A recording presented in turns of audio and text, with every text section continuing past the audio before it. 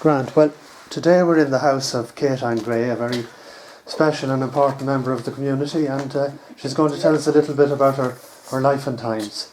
And do you want to kick off with your youth and where you were born? I was born to Lion Hilladown in 1928, Right.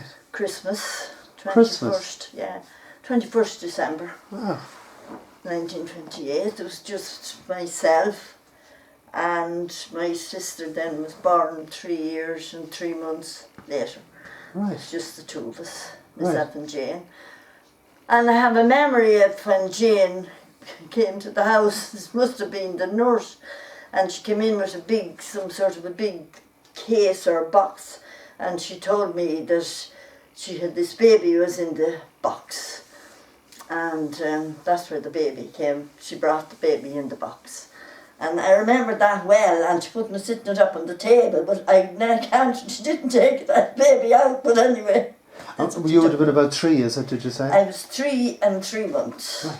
Yeah, that's when Jane was born. I remember that well. And then Daddy was a blacksmith, Oh, was he? and Daddy's father was a blacksmith. Right. And in fact, the gates that's down there in Padraig's house, the two of them made them gates for McGann's. Ah. McGann's were big landlords down in Killeen at that time. Right, right. And back there a few years ago, that man, you remember, he lived up the far side of Michael Garrity's. What's his name? He used to do timber. Oh, yeah. Nicholas Mulligan, is it? Nicholas Mulligan. Well, myself and Colin Riley were down there, and there was a lot of stuff selling in McGann's then some years ago. And they brought up the gate, they told Padraig about the gates, and I said to them at the gates, my father and my grandfather made, so Padraig bought the gates, and they're the ones that's Okay. in his yard, the gates going in the road, in the yard, off the road. And Were both your parents local to Killeen? yeah, they lived about a mile of each other. All right. My mother was Maggie Keegan. She was Keegan. Her mother was a Flanagan, and there was 9 of them Flanagans. My grandmothers. They lived down on the side of the Bridge of Einan on the way to Raharney. Right. And there was 9 of them, and the father's occupation was he used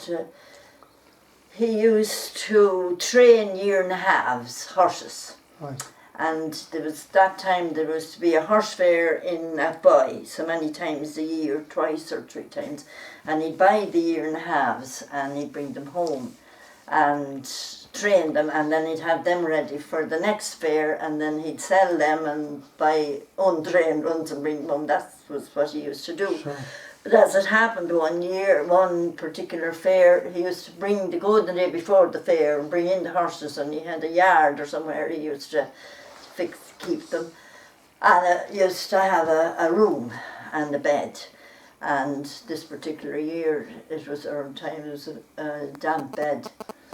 And he came home, got pneumonia, Oh, my God. and he died, and he left 9 children. Wow. And the youngest was only 9 months. And then when the eldest lad got to be 18, they gathered whatever few pound they could, and he went to America. And he sent home the money then after a while when he had a few pounds saved, and brought out the brother and a third brother. 3 of them went to America. Now one of them died in America, and he was only 21. I don't know now what happened to him, but the eldest lad married in America, and he had 2 children. And the children were only little things when didn't the wife die. Oh. And my grandmother went over to America to mind the children. Wow. And she looked after the children. After minding 9 of her own. That was the lady that had the 9 children? No, that would be one of her daughters. I see, sorry. Yeah, Okay. a sister of the chap that was in America. I see, okay. And she went over to mind the children, and she was there for a few years, but anyway he met another lassie. And she was a girl from Raharney. Mary Price was her name. And seemingly my granny wasn't happy about her marrying again. She was very annoyed.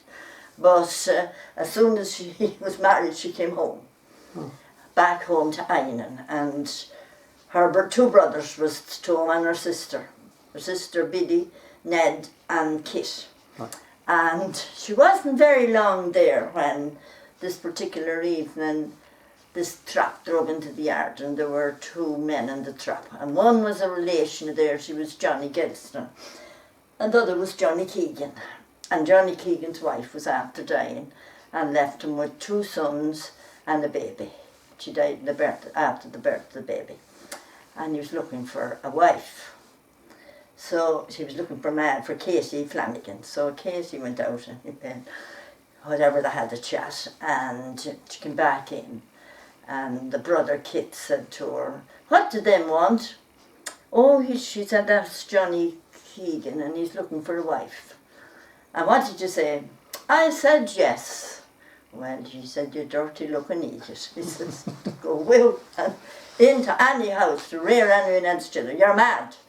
So she said, "Well, what's done is done." So she married John Keegan and went in and 3 children. And inside of a year, of course, she had one herself, which was my Uncle Kit. And 10 months after that, Mammy was born. Oh. And Mammy was 9 months when he died. And here she was with 5. And the brother Kit that was after giving out to her, he came down and he lived with her for the rest of his life. And he reared the family. Okay. And that was the way, and that was Mammy. Wow. That's an extraordinary story. Wasn't it? That's extraordinary story. That's exactly, that's the way. She's such a kind woman. She was involved in 3 different families. 3 different families. Yeah. Honest God. Oh, she was lovely. She went by Mishy. She was Mishy to everybody. And so my uncle, her brother Kit, he was great. He looked after, I remember him for years. We used to be down with us then. And he lived with Mishy above all her life. And he died up there and I remember all that. I would have been about 10 or 11 before, I suppose it must be 10 or 11 when they died. I know he died first. And Kit was there. Kit never married. That was Mammy's mother. But it's contrary, if you like. But our Mammy's brother was Kit. And he lived at home with the mother, so he died too long time, a good while before Mammy. But that was the way then, so Daddy used to always say that I was only 15 when Daddy died. He died very young. Daddy was everything. The docket here, he'd do anything for you. And he was so different. He was so different to Mammy. He wouldn't, if Daddy said, "I'll give you," no matter what it is, you don't promise a child anything unless you're going to give it. Mammy was the sort of, "I'll do such thing if you do this," and he'd always say, "Don't ever promise anything unless you can give it." And he'd always said that, but he was great. And there was only once in all my life when I was going to school, he was very, very much into school. And he used to do all the collecting. Do you remember that time there was offerings and Easter Jews and Christmas offerings and the list of the dead? That was his job. He used to have to collect all the offerings. That time you had to write all the names and the priest read out the offerings. Yeah.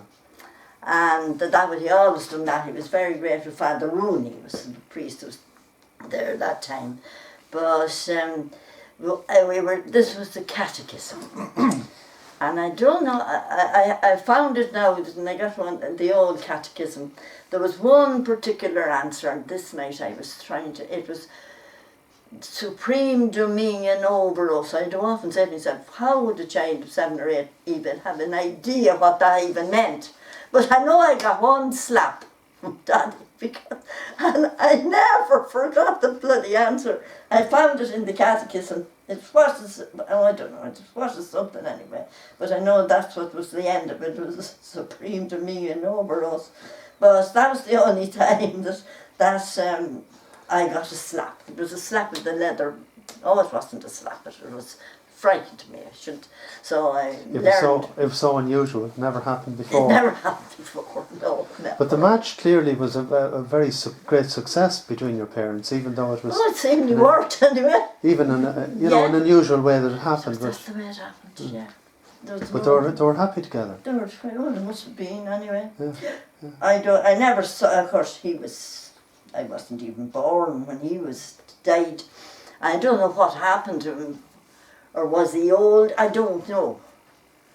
But that was the way he was looking for a wife. Yeah. A wife for to mind 3 children, wasn't it? God almighty, saying it's bad enough.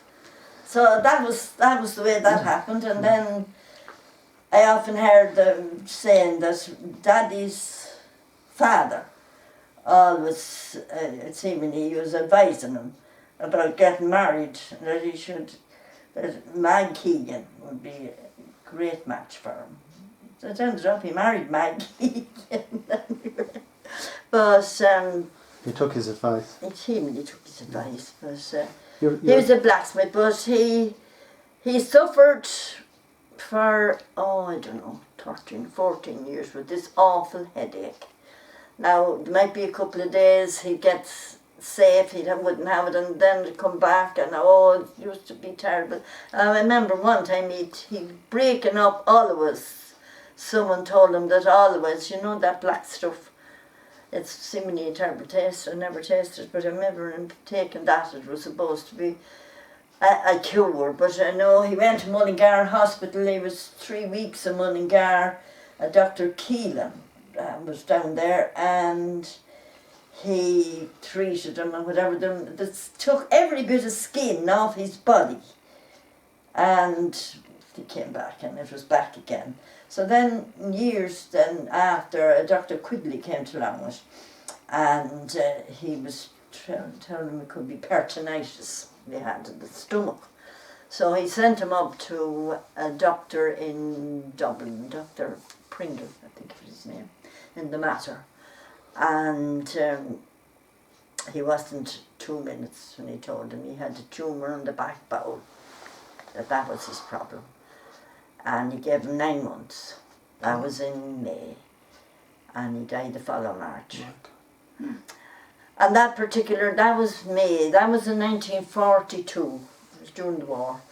And I remember Mammy was getting a terrible attacks of her stomach and her head and her weakness. She wouldn't eat. And then I remember she had it this time, it was in August. I remember we used to be around the bed every night, and there'd be more prayers and prayers and prayers. And all this night we were kneeling around saying the prayers, and something shot in here. And Mammy heard, and she got instant relief. And sure, she was delighted. She was great. We were all delighted. But anyway, she was dreadful looking, and she wasn't eating. So her brother, my Uncle Kit, was in, and he called me to Dr. Quigley. He used to often call to our house to see Daddy, just when he'd be going by, he'd call in. And he said to him, would you ever call in to see, because I don't like her at all, whatever's wrong with her. So he called in this particular morning. It was the Mammy that opened the door because she wasn't expecting to see the doctor. And he said, oh, God bless it. He said, what's happened to you at all? She said, I wasn't well, but I'm grand now. And so she said, I'll send, Daddy went up to the room to him, and he told him the way that she was affected.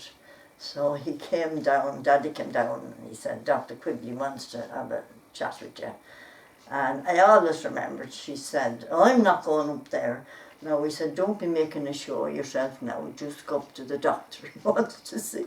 And that was exactly what he said. I was there in the kitchen. But anyway, she went up and she lay down on the bed, and he put his hand here and she gave it. But he said, you're yielding to that. Oh no, she said, your fingers are cold. And so I gave her another one, but it was, well, he said, you have an appendix. And he says, there's abscesses on it. And he said, there's one of them burst a long time. And he said, if the other one burst, he said, that's the end of you. He said, you'll have to get it. Oh, she said, I can't. This was the 14th of August or the 13th of August. And the 15th of August was a big day in Killane. For years, it was Lady Day. And there used to be, Danny McGovern used to come out from Atboy with a whole big lorry load of Peggy's legs. And Mammy would come home with bags of this.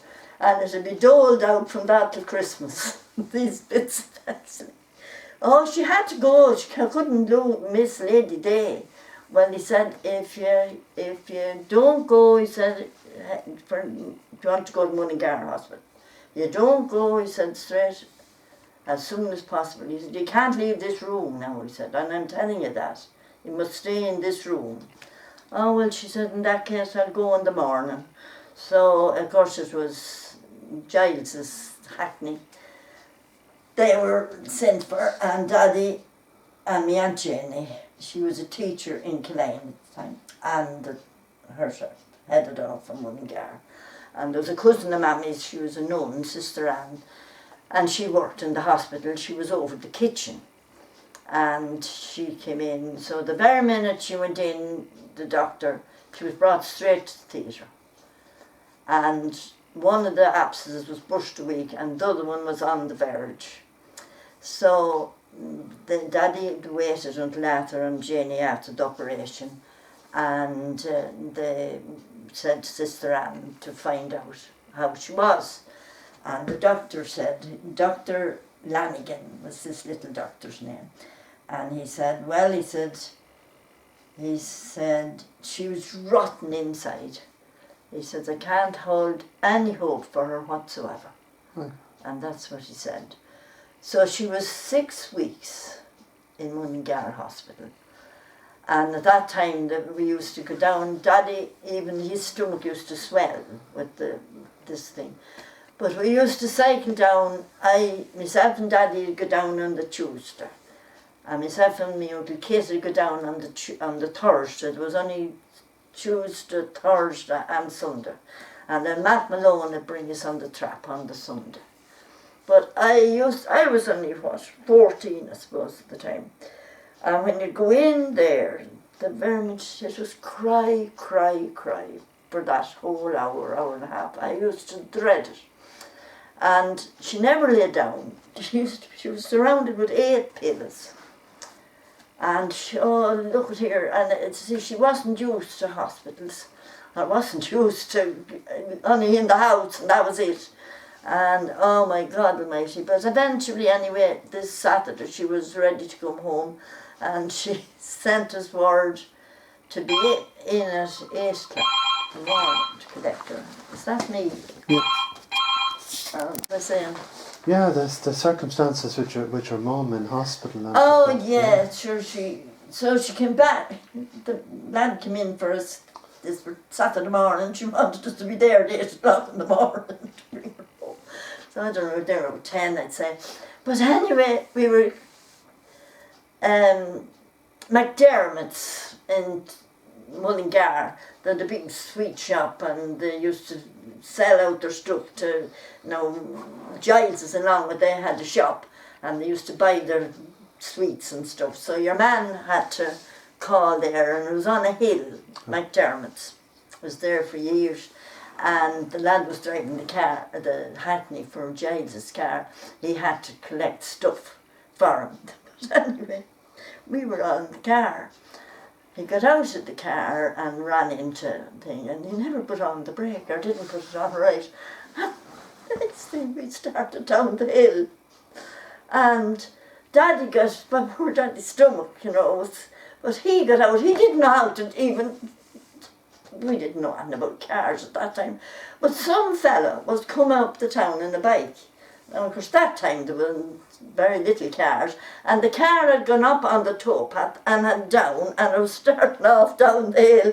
But this fella dropped the bike on the street, and he opened the door and pulled the brake. Oh. And Mammy was in the back, and now she said, I'm after being nearly dying, and now I'm going to die again. in the back of the car. And, oh, but that's what happened to us. But anyway, we got home. So Archie was a long time coming too. But Daddy then died the following March. Yeah, the following 25th of March, 24th of March. And I know Jane was getting her confirmation in the following May. And that time I was going for the Bible. That time it was every 3 years the confirmation was. And you get your confirmation this particular year.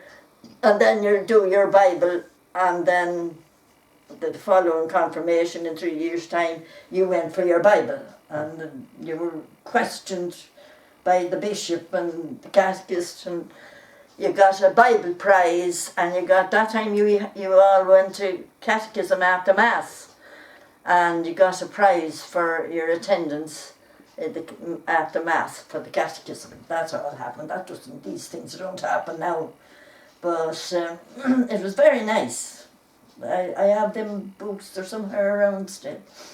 But that was what happened. And your mum then, how did she, your dad died in March? Daddy died in March, and she was, well, she developed a terrible hernia then, because she was probably trying to do too much, you know. But she did live much longer than predicted. She was only something around 50 when Daddy died, and she lived to be 79. Oh my God. Oh, she did. So yeah. what they expected in the hospital didn't happen? Oh, no. They didn't Good. expect, there was no hope for her whatsoever. Right. Right. But she said she was rotten inside. A strong person. Pardon? She was a very strong person, obviously. She was. Oh, Lord, yeah, she was. Loved yard work, out down the fields. Down. I often said I was in the pram, and I stood up at 6 months. And where was I? Below in the fields, with it must be, they were doing something with potatoes anyway, as far as I know. Well, I don't know now what I hear. And Paddy Owens worked in our house. And seemingly Paddy saw me standing, and he ran, afraid I was going to fall out of the pram. Sure. I was 6 months old. And I often heard him saying, Daddy went home, and you know, they remember the razor, they used to sharpen it on this leather strap. Yes. Mm-hmm. Well, he made a cabin for me out of this strap. All right. And tied me into the pram. And I was walking at 8 months. Wow. And I walked up to my granny's, which was a mile up the road, at 11 months. Ah. So Mammy told me anyway. Oh, yeah. And Olive here was the very same. Really? She was flying, she was really little thing, she was flying around at 8 months, at 11 months. Right. She was standing up. She stood up, I remember here, Granny, or Willie's father was here, they were eating the dinner, and she was here on a rug. And the next thing, she was 6 months old, she stood up. Ah, she nearly died. You wouldn't believe to see the set of the size of the little articles on and up. But the rest of them all went for a year or more before they died. So it's just happened. When your dad died, then your uncle basically took over that role, did he? Is that what you Well, said? not so much. Poor me took Yeah, over. yeah. I used to be milking 6 cows nights and morning. Oh, wow. And then that time you fed the calves in the buckets. And we used to have to go across the road. The field was across the road. And then, as Mammy, Lord of Mercy, used to say, when we got rich, we got a separator. That time you had the milk in a big basin, you see, and you skimmed it every morning, and that went into the big bucket to go into the churn for the butter. And then when we got rich, she said, we bought a separator. That was much handier. You threw the milk in and you whipped it along, and the cream came out one side and the skim milk came out the other. And you gave the skim milk to the calves, and the cream went to the churn. We had a dash churn. You ever see one of them? Yes, yeah. With the... Yeah. And we used to churn a couple of times, around a couple of times a week. And I remember Roseanne Kelly, she was a neighbour up the road. They used to come down to our house for the water. And she'd come down a couple of times a day. She had 4 or 5 children. and they had no pump, and we had a well at that time, and she pulled the water out, and if we were churning, if she heard it, she'd come in and she said, I'll put my weight on that now, and she'd give it a few dashes and off she'd go then. But that was the way that it went, sure God. So as well as the blacksmith business, if you like, that finished, did it, when your dad died? That's when Willie come over. Oh, I see. He arrived, Daddy died in 43, and I think it was that, I don't know whether it was, God, I don't know whether it was that year or was it the next year. It was Paddy Daly. Paddy Daly used to come up to our place long times buy pigs. Paddy over here. Really? And Rich, yeah, he used to buy any pigs around about. But it was him that must have told John Gray about the forge, and I don't know whether it was that. I know it was the 15th of August or the 14th of August. We were out we owned the field there opposite the church in Killeen that time, or it was Kitts, and we were making hay, and this fella come out on a bicycle looking for Dixons. And so we directed him up to Mammy was above, and we directed him up to Dixon. So that's what he was looking about, taking the forge. And so that's how it happened. He took the forge, and he used to come on the bike for a while, and then when the weather got bad, then he started to the room in our house, and he took the room. And he used to eat in our house and went on from there. And then I came up here in the end. But that's the way. There was probably a little bit more to it than your dad. That's the way it all happened. Was but I'm sure there must have been. and then Anton went down and married Jane. Right. Jane was married to Willie's brother, Right. Anton. Right. Yeah. So that was. But he was doing the forge for a number of years before you got married. Oh yeah, from 1943 to 1951. Right. And then we bought this house. I was just saying, there's it didn't come to do it yet, paint that kitchen. And he painted the little back kitchen, and he done the fascia boards. And I asked him what he owed me. He said 700. And I was nearly going to say to him, glory be to God Almighty, we bought this house and 6 acres of land for 1,400 in 1943. No, 1951. That's a fact. Yeah. Some changes. And that's some changes. It wouldn't even, it took half of it to paint the blessed kitchen and a bit of the fascia board, you know. It's extraordinary. Like, money's no good now. It's amazing. Do you mind if I take you back to your school days?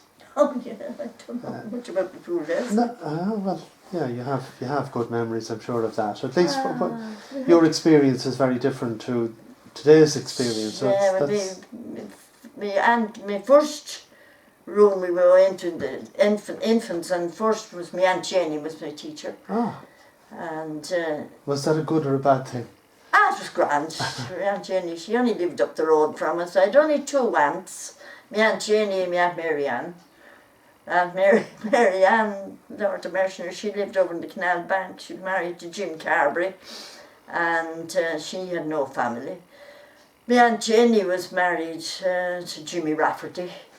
He'd be brother of those Rafferty, remember Ned Rafferty, Malachi Rafferty, all those crowd were all one. And he was a great carpenter. Well, he was her for that. Oh my God, he was. She hadn't much of a life because he was it's a horrible day. It left me, and I always said it from then, that I would never marry anyone that drank. I'd seen so much what she suffered. And I'd seen her that remember she lived coming down to our house herself, she had 2 children, Brendan and Anne. Nana's still alive. She lives down in Killavolin. We'd go down once or so a year to see her. And poor Brendan, he died. He lived in England. His wife was a domestic economy teacher. She was from Limerick. And she's still alive. She comes over here every year. And but he died about, God, he died. Jane is 5 years dead, so he must be 10 years dead. And I remember they landed in our house one night at 11 o'clock, and he was chasing them with a rifle. Oh. And they get down through the fields. Didn't know what he was doing. And he come in anyway. They got her to, Daddy got them in. Daddy wouldn't let her go back. And she stayed in our house for, it was a couple of weeks anyway. And I remember Paddy Gibson was the priest, and she was talking to him about it, and he told her her place was at home with her husband. It didn't matter what he was. My God. And she wouldn't, so she went home, and we didn't hear. I remember myself being in one day, and there was Madeline Doyle, which would have been a niece of his, and a brother of his, and Brendan. Or Brendan was driving at that time, and I had a cousin down Carlow, Farrell was his name, Dick Farrell. He had a radio place down there, and Brendan was bringing them off for the day down to visit Dick. And I remember Janie saying to him, now don't let him near a pub. You know. So I was there when he came back that evening, and Madeline Doyle was with them. And I was with my Aunt Janie. We were after setting up a table, and she had everything and anything ready for them, and they're all sitting around the table, and I don't know what Madeline Doyle was messing. I don't know what she said, but whatever she said, it vexed him. And he jumped up and ran up into the room, and he didn't come down. And Janie went up to encourage him to come on down, and the next thing she came back on her back, and she had 2 or 3 ribs broken. That was the truth. And she was getting on, and years later, she wasn't a young lassie at that time. She could have been in her 60s or 70s. Other than that, your actual classroom memories in school. Well, there's one thing special? that you'd always remember, and that was the Feast of the Sacred Heart. Feast of the Sacred Heart, the whole back of the school was some of the desks, tables it was covered with flowers and candles and a big picture of the Sacred Heart. And that was always in Jane's room, and all the children came out that morning and they'd have prayers, and she used to kneel up on the chair, and the litany of the Sacred Heart, she'd say this, and then the litany, Heart of Jesus, Son of the Eternal Father, Heart of Jesus. Oh, there was 101 Heart of Jesus. She used to have it all off in her head. And then going out at lunch, they'd be all in around the place again with the prayers.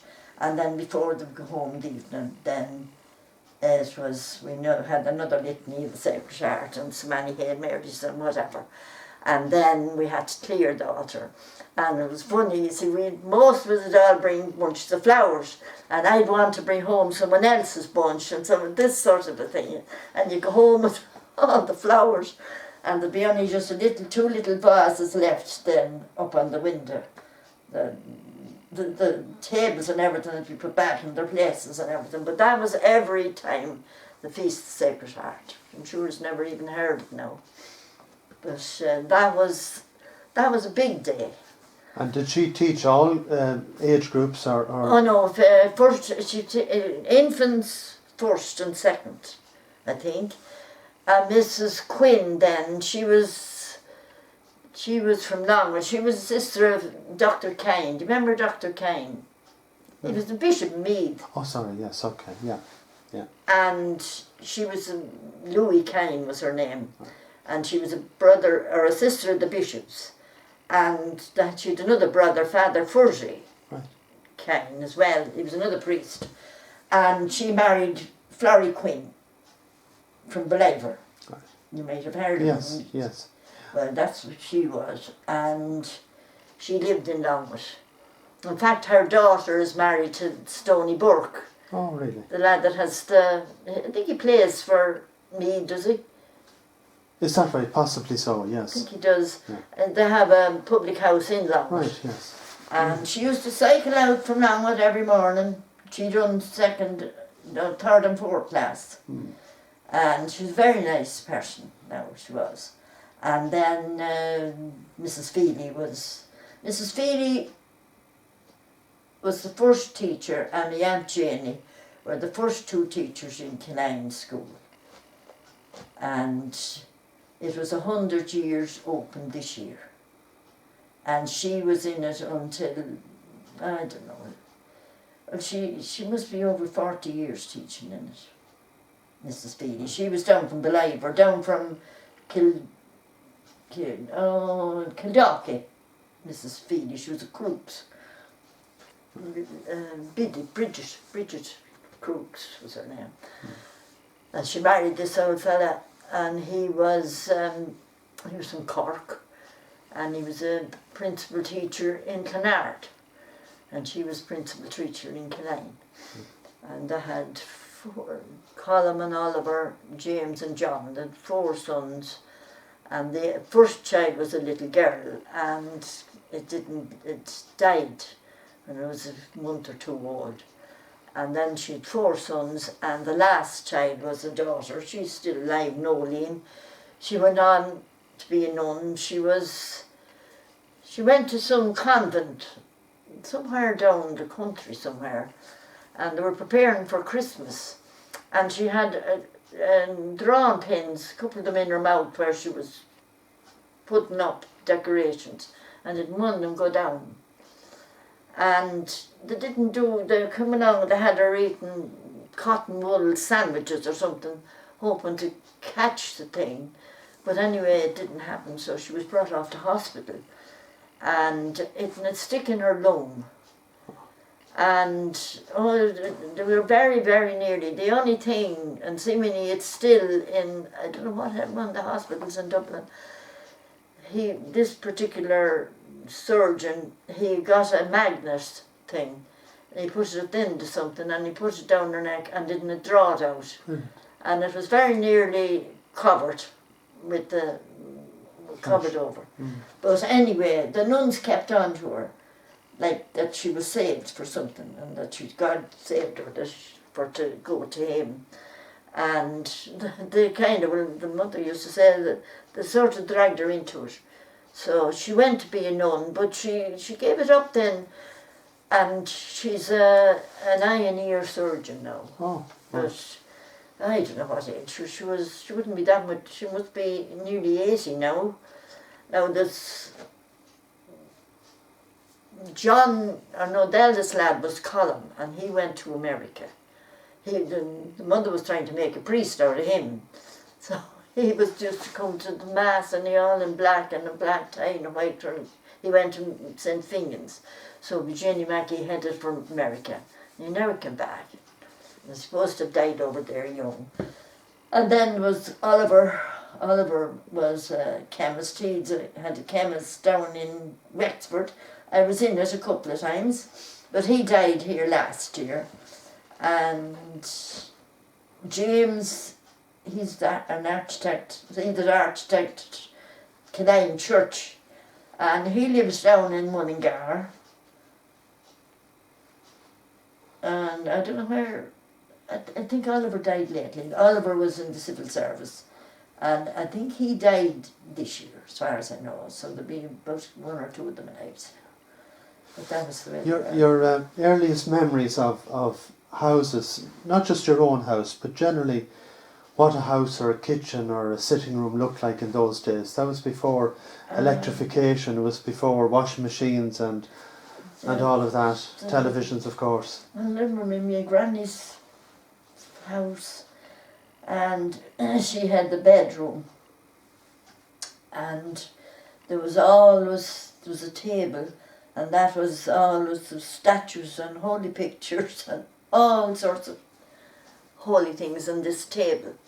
And a couple of candles, but they wouldn't be lit, there'd be candles there, and all those holy pictures, and there she used to, and her beads, and she had a big trunk in the bed. That was as you went inside the door. It was this big, and I think it was the trunk she used that when she was in America, brought all her stuff over and back in this big trunk. Oh, it was massive. God, it was that width, that size, and it went big round top on it. That was inside the door, and the big table. And then there was a little table with a mirror, and that was nearly all that she had. In the kitchen then, there was a table under the front window, and I don't know, it was really black wood. I don't know what sort of wood it was. It was a brown table, and there was a leaf on it. It was this black sort of wood like that. Right. And then there was a dresser, and the Sacred Heart was sitting that side. There was another door then going into Kit's room. It was just 3 rooms. Mishy's was up there, and then there was a little, when you come in the door, there was a partition and a little window that size in the partition. Sure. You could look into the fire, into the kitchen, and the dresser was over there. No, the Kit's door was there, and the dresser was along there, and then there was another table there, and a window that you could look out the back field. How did they cook? What method of cooking? Oh, the hearth. Open fire? Yeah, the open fire. We had the open fire for a long time before we got arranged down in Tome. It was always open fire. That would have also heated the house, would it? Yeah. Or was there another fire in the house? Oh, a little grate. Right. It's a grate in the parlour in our house and a grate in the mammy's bedroom. And yeah, it was the open fire. I loved the open fire, and I know we used to come in always on the first Friday, and we used to go down to Mass, St. Jane, and Mammy'd have the kettle, and she'd have the tongs and the spreech off the fire, and the bread, toasting the bread. Oh. And the tongs would be there, and the spreech be on the kind of like. Oh, like a little iron yoke that sit on top of that, the tongs and the spreech under it and the toast. And we used to have the toast. Right. And she'd do the egg in the cup in there too, on top of a coal. Right. And the oven then, we used to make spongy cakes and everything in the oven. And I remember the pudding used to be sitting in the pot over the fire in the can, big can. Right. Oh gee, that was a nice, lovely puddings. And then at 4 Christmas we always killed a pig at home. Long ago you didn't have to go to shops for anything much. We had our own cabbage, carrots, all the vegetables, onions, all them. We had currants and apples and gooseberries. They used to make the jam. And we had our own butter and our own milk. There was very little you had to go to hot shop for, except poor Daddy's tobacco when the war was on. During the war, the tea, like a half-ounce tea, Blessed De Valera and Sean McEntee, they gave us brown flour and the half-ounce of tea. They used to sing that long ago. But I remember I used to go on the bike into Gordon's at Boy. For the black market tea, and I often brought home, well, the neighbours, this one wanted £0.5, this one wanted £0.5. I often brought, and that was 30 shillings a pound for the tea that time, and I'd often have £5 and £6 of tea. It just said, coming home on the bike, you think you wouldn't do that now, it'd be taken of you. But that happened, and then the tobacco for Daddy. That was... And what do you mean by black market? They were able to get it. They were able to get it outside of the normal. Oh yeah, I don't know where it come from. Without coupons or anything. Oh like yeah, you'd get it. See, a half-ounce tea was very little. Nothing. It was nothing. And then Mammy loved a cup of tea, and Daddy liked a cup of tea. And then Roseanne Kelly, of course, she had 5 or 6 children, and they used them to use that much tea. And whenever she'd have a bit over, she'd keep a few this week, that week, and she'd bring it down to Mammy then. And then Mammy come along, and we used to kill a pig, and she'd give Roseanne a go at the lump of the pig to bring home. But there's nothing like that nowadays. That was lovely long ago. You had neighbours, and one helped out the other, you know. Transport was trap, was it? Horse and trap? The horse and trap and the bike. And the bike. The bike, yeah. And we used to, I remember the year after Daddy the Lord Mercy, that year, he died in March, and Father Gilson come up and he said, now he said, you have to go and you're well able to look after the Easter Jews. And that time you had to go around the houses to collect the Easter Jews. So myself and Jane used to go and start in the evenings and we'd collect these Jews. But I remember we going, I had Mammy's old High Nelly and Jane had another little bike. And I remember we coming down Greens Hill this evening and there was no mud. There wasn't even a brake in Mammy's bike. And we were coming like hell down Greens Hill. It's a real narrow road, but an enormous hill. Holy God, and there's a kind of a turn, and right around the turn, what was coming? A whole road of gypsies. You remember they used to go with the round caravans? There was horses and dogs and children. I don't know how I got through it. I thought I was going to be killed. I was sure I was going to die. But they must have given me way.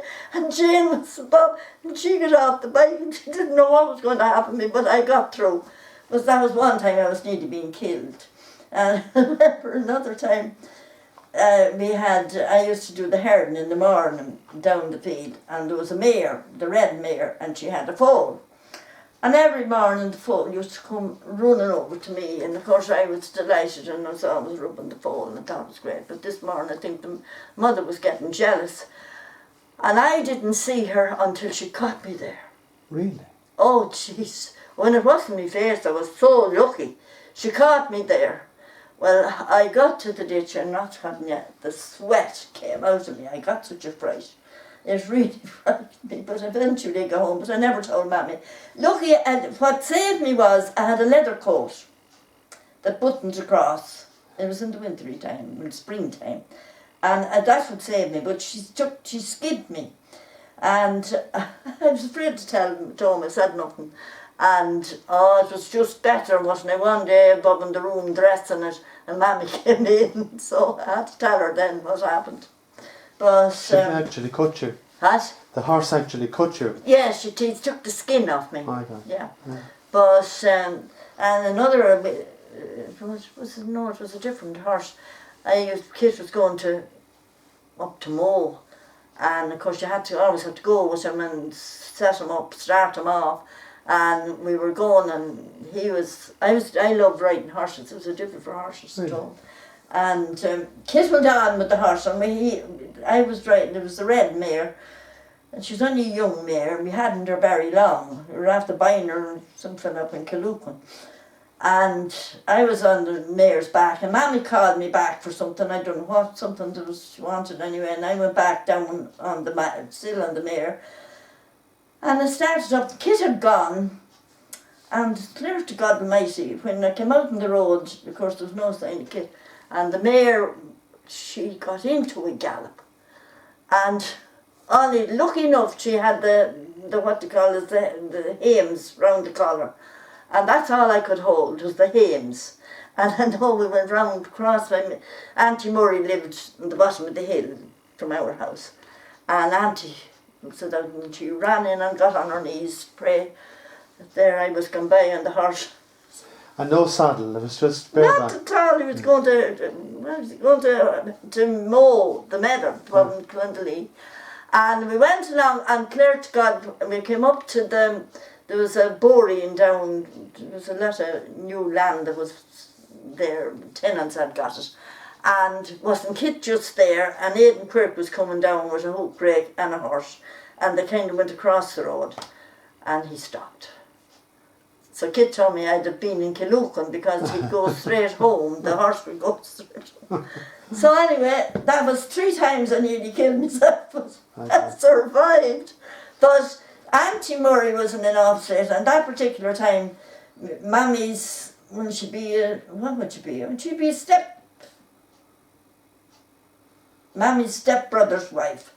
She lived across the road from where Missy lived, and she was dying at the particular time, and she was very bad. She was after losing her son. Her son was born, she had only one boy, and she had three girls. She had three girls, and she was all the time giving out. Oh, the little girlings are no good. They won't be able to help the daddy. They'll never be able to plough. This is what used to go on every time in the third. So the fourth child arrived, and it was John, and it was a boy. And sure, oh, there was nothing like John. But anyway, John was about 9 months old when Dunnigan, he used to go around and collect the rent. And he'd a child the same, and he was mad to see John. And he said to her, God, he said, Mrs, you should look after that little child, looks like as he has rickets. And sure, he might as well have given her a clatter across the face. She was fuming. Nothing wrong with her, John. But anyway, as he got on his feet, the same thing happened. He used to go that way. And the Royal was bringing him by the hand. So anyhow, that went on, he went to school, and then he was in he used to go in the go-car, tricycle. And they brought him into, he was about 7 years of age when he was brought in, the doctor in Navan. But what I believe he has is the very, very same complaint as Nolene Lynch. Right. Because that's the way he ended up by being, that's the way he was affected. Right. And his hands and even his speech. And when I'd go in, at that time, I remember, Peter Keoghan and Betty Bride, they'd be a matured pair. But anyway, they were seeing one another. And couldn't say Keoghan, he used to say Coggy. And anything from Coggy and Bet, he'd said to me. And he loved the news. But the mother, when this came out, I remember it was the same time as Daddy was after getting his sentence. And poor John, he had outstrike, and he ran into the room to the mammy. And he said, I'm like Paddy Dixon, I'll never be cured.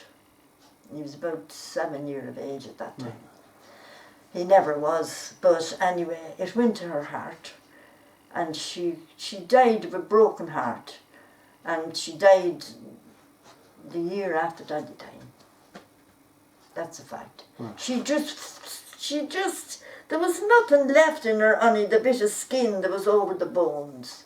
You never saw anything like it, the way she went. But she wanted no more life. The two sisters then looked after poor John. He died at 16. And he died, he was, should have looked after him like baby. They were so good to him. But this morning, anyway, he had a kind of a cold. And they sent for the doctor, that Dr. Quigley I was talking about. And he said to them, I said to her, he's fine. It's only a bit of a cold. But if you want to feel like you'd want to go, they'd have to go to Beliver that time of life, that's where the chemist was. I said, I'd write out something. So he wrote out something for them. And John said to them, he said, no, I don't want anything. He said, I'll be dead in 3 hours. I'll be dead in 3 hours, and that's it. And of course they said, no. It was in 1952. It was the spring after we were married. And he sent up word to me. He was asking for me and said goodbye to me. I said goodbye to them all and told them how good they were and everything. In 3 hours he was gone. Okay. Wasn't that strange? Well, he was very religious little lad. Well, he used to say his prayers and that. He was a grand little gossoon. He was quite happy. Oh yeah, he told them that they weren't to be crying for him and that he was happy. He knew where he was going and that he was fine. Right. They weren't that's fact. Sure. That's Sure. what happened. He was a lovely lad. Tell us a little bit about He your... was 16. Pardon? He was 16. Right, 16 only. Wow. Hmm. Yeah. But he was comfortable and... He was happy. yeah. Yeah. Wasn't and extraordinary. his attitude probably was a comfort to everyone else around him. Well, that's it. That's what Tess, the sister, she's still alive. She's in the chameleons, and she always said that she never was worried or she never was afraid.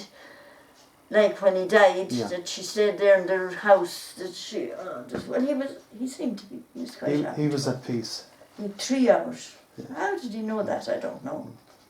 Christmas, Santa Claus, any of that? Santa Claus. Well, every Christmas Eve, there were two fellas up in Killeen, the big friends of Daddy's, Matt Malone and Pat Kavanagh, Lord of mercy. They used to come into our house on 2 bikes on Christmas Eve, about 6 o'clock. And below at the back gate of Killeen there was a shop, which was Mrs. Shaughnessy's.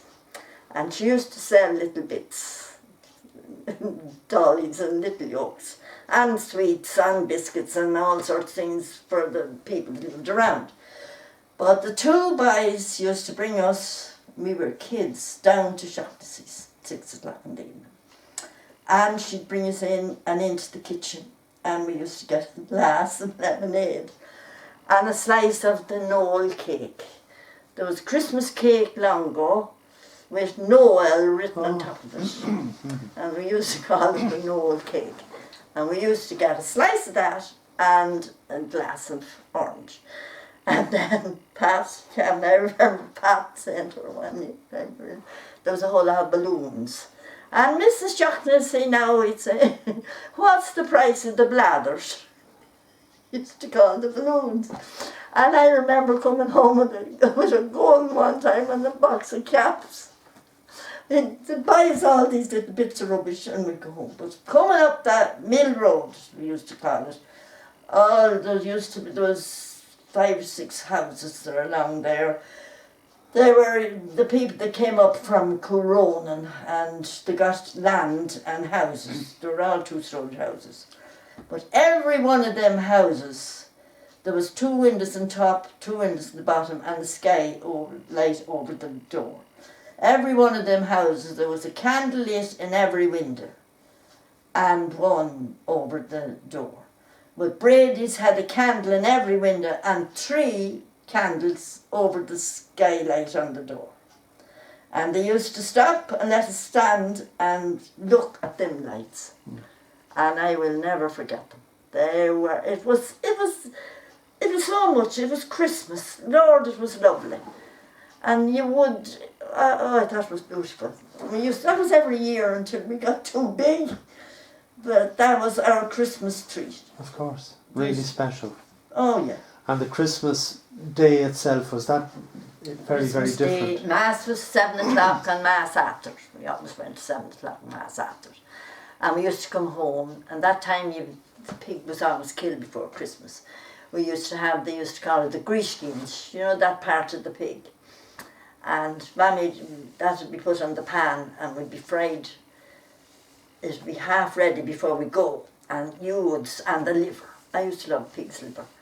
You'd smell that at the graveyard, we coming home. And you'd think you'd never get in to get this. Oh, it used to be beautiful, the grishkins. That was beautiful.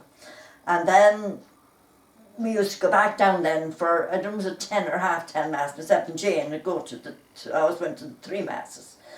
And then we come on, then Mammy used to get most of the dinner, we'd get the dinner ready. And that was the turkey and the ham and the plum pudding and all this type of thing.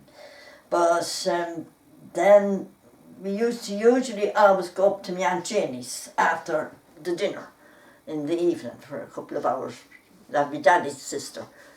And we'd go up there and we'd have another feed up there. Back home about 10 o'clock. But then Christmas, St. Stephen's Day. We used to love St. Stephen's Day. We used to have all the Ramboys. And there was one crowd around boys used to come from Beliver on bicycles, and they used to be all covered in feathers, turkey's feathers. And they used to come into our house and they'd have music, and we used to dance half sets with them. I don't know who they were, but with that, we used to be watching them every St. Stephen's Day. And we'd have the best of half sets then. And then Mammy would give them a bottle of something or a drink or whatever they'd have, a bit of cake or whatever, and they went off then to the next house. But that was for years. And there was a woman that lived down in, she lived down in Killane, down Angela Dory. Her mother was married to Jim Lanham. She had married twice, this Angela's mother. She was married to a Dory's, you know Dory's Forge. Yeah. And she originally was from Castletown. She was what the hell is this, her name was at all? The Simons from Castletown. And she was married to Dory. There was two brothers in it, and that's where Angela originated, but she wasn't all in it. She was funny. But anyhow, she left Dory, and she was living with the two old lads, and they used to be giving her jobs, and they used to say to her, "What did we marry you for?" The two of them, "What did we marry you for?" But anyway, poor old Angela come along, and she went back home to Castletown. She was a nurse. She used to do a bit of a language, Hambury. You often hear Hambury. Yeah. And she got £100, £1 off him because of a breach of promise she brought against him. So she went off and she trained in Belfast to be a nurse on that money. And I don't know how long she worked. She came back to Castletown anyway. And Jim Lanham was a big farm down here, down in Killane. And seemingly he went off up to look for her. So she married Jim. He had a big farm. He was very easy going, sort of a soft sort of a man, nice man. So I remember, I didn't know them that well at that time, but they got married. You see, she was married before. And I remember down in Killane, they used to say they kittled them, and booing, the thing. I had the horns up there. We had a big, I don't know, that size of horn. And Tommy Higgins used to come up, and they used to be answering the lads, whoever they were, with blowing Killane. We used to be, oh Lord, it was great fun. Mammy used to often say to us when we used to go down to visit them after, "Did you ever tell them that you were kittling them when they got married?" I said I didn't. But Angela used to come up to our house every St. Stephen's Day. And she'd land in our house walking at 10 o'clock in the morning. And you'd be trying to get everything together before Angela come. And she'd just spend the whole day with us. And I remember one Christmas, St. Stephen's night, we were going to some dance. I don't know the heck where it was. But we wanted to get rid of Angela, and you couldn't tell her to go. So eventually she started going. I remember we went down the road, and like she was big, and we brought the bikes. You see, she walked, and I put her up on this carrier, and we cycled as fast as far as we could. We brought her as far as we could, except up the hills. She had to get off, and we got her home. And all we wanted was to get back to get ready for this dance. So anyhow, that was some of the Christmases we used to have. That was every Christmas with Angela. She'd be up every Christmas. Was there decorations as such? Was the house? Oh Lord, yeah. It used to be across that way and across that way in the ceiling, in the room at home, and in the kitchen. And there'd be all sorts of things, all fancy paper. This little chains of paper and all that. And probably holly and ivy. Oh Lord, yeah. Oh God, yeah. Plenty of holly and ivy. And we used to have candles in all the windows. And Little Christmas was a big day at that time, but I don't think they bother with it all now. It used to be, all the lights would be on again, Little Christmas Eve. And pretty much all candles still at that stage. All candles, yeah. Right. All candles. And was there any tilly lamps at that? No? Yeah. Oh, a lantern. Lanterns. We had a lantern, and we had an Aladdin. Do you remember the Aladdin lamps? Yeah. And time after we did. I remember in the beginning there used to be a lamp was on the hanging there. There was a globe on it, Yes. and you put that paraffin into it. Wasn't it paraffin? Yeah. And that was mostly the lamp that was a tone. And then some time after, I remember we getting I don't know where we got an Aladdin lamp. Or yes, an Aladdin was a what do you call it? A little white. A mantle. A mantle. Yeah. Yeah. And you pressurised it. And, that's right. Yeah. And that was, it was great light. At least we thought it was great light from that. And jumping on to your time when you met Willie, and I know he came to do the blacksmith and all of that.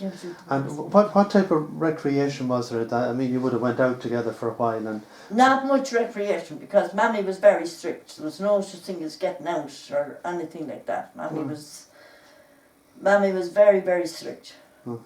Very, very strict. There was no such thing except the daytime, but you went nowhere. The only place we used to go to, that time we had classes, evening classes, and like cookery and sewing and all sorts of crafts. There was 2 of them in the week. Up at there was Father Clavin was a great man for that, and he put up a Nason hut up beside the school.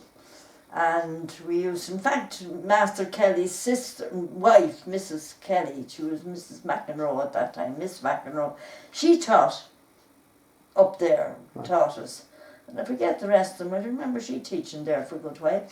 And we used to go to that, and there was a few more. Mary Terrell used to come with us, and Betty Ward. We used to go, and I really enjoyed it. But that was, as far as going to be let out to go to anything, no. Mama used to say, if your daddy was alive, it would be different. Because I'm in charge, and I... And was it all very formal then, the proposal and agreeing to marry and all of that? It wasn't, yeah. No, same as it doesn't. Where did we... I remember going to... We went... sometimes, you see, we'd go to the show, and I remember going to the show in Trim and going to things like that, but Willie she wouldn't know Willie would be at it. Do you know, that sort of way. And I remember coming home from something in Trim, and we came home to the middle road. I couldn't understand the road with all the grass in the middle of it. And we came home to Grays that time. Well, that would have been, I suppose, I probably was 19 or 20 that time. Where is that house? That house is not there anymore, is it? Grays? Yeah. No, not really. Where was it? You know the Raour? Yes. It was just up the Raour. You know where Jean Byrne lives? That's Borean up there. Okay. They call that the Raour. Well, Gray's house was up a few hundred yards up there into the left. I see, okay. I don't think there's anything. It doesn't have a hay barn up there and sheds, villas. I don't think there was any... I don't think there's any of the house left. Yeah. I never was up there in But years. that's where you went? That's where we went, up to Granny Gray's and Father and Grandad, and Alice would be there, and John. Alice was married up there at home with Granny Gray, and we said, oh no, drive. We went on the mute. Oh, never done that time bicycles. I used to ride down from here down to Killane regular on the bike. There's one thing that I had a lovely dog at home, black and white collie. I remember it was I was privileged to get him as a pup because there was an old pair that lived down in the Canal Bank, Tom Egan and Mrs. Egan, and they used to go walking to Mass.